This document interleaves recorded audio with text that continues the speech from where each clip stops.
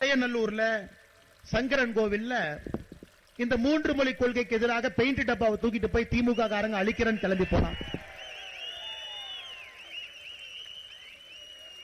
கடையநல்லூர்ல திராவிட முன்னேற்ற கழகத்தினுடைய முன்னாள் மாவட்ட செயலாளர் அண்ணன் செல்லதுரை அவர்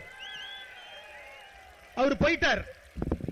கையில பெயிண்ட் டப்பா எடுத்துட்டு போயிட்டாரு. கருப்பு மை இருக்குது, பிரஷ் இருக்குது, பாக்குறார்.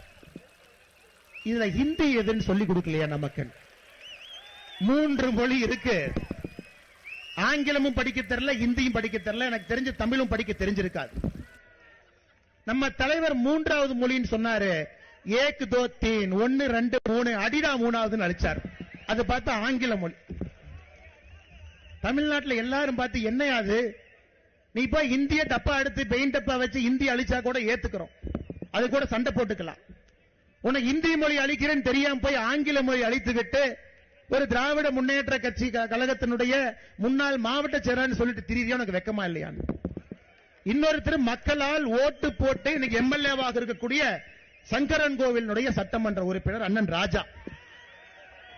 இதுல அருமை என்னன்னா, அண்ணன் ராஜாக்கு இருக்கக்கூடிய 3 குழந்தைங்க, 3 குழந்தைங்களும் இன்னைக்கு எந்த பள்ளியில படிக்கிறாங்கன்னா ஹிந்தி சொல்லிக்கக்கூடிய பள்ளியில படிக்கிறாங்க. 3வது மொழி ஹிந்தி. ஏன்னா அந்த குழந்தை மேல நமக்கு வெறுப்பு இல்லைங்க ஐயா, அந்த குழந்தை அற்புதமா வரணும். குழந்தையினுடைய பேரை நான் சொல்லல, எந்த பள்ளியில படிக்கிறாங்க அந்த பள்ளியினுடைய பேரையும் சொல்ல. பள்ளி மேலே நம்ம கோவில்ல அந்த பள்ளி நடத்துறாங்க, குழந்தை நல்லா படிக்கிறாங்க, சூப்பர். ஆனா இவருடைய சொந்த குழந்தைகள் ஹிந்தி படிக்கிறாங்க, 3 மொழி சொல்லிக்கக்கூடிய பள்ளிக்கூடத்தில் படிக்கிறாங்க. இவர் பெயிண்ட் டப்பா எடுத்துட்டு போய் அலிடா அந்த ஹிந்தின்னு அழிக்கிறார். அண்ணன் சங்கரன் கோவில் எம்எல்ஏ ராஜா நல்லா நான் வச்சுக்கங்க. 1987 இதே மாதிரி டிராமா பண்ணித்தான் ஒரு எம்எல்ஏக்கு பதவி போச்சு.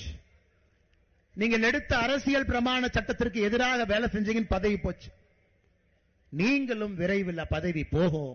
எந்த எலெக்ஷன்ல நிக்க மாட்டீங்க, அதை நீங்க பார்க்கத்தான் போறீங்க.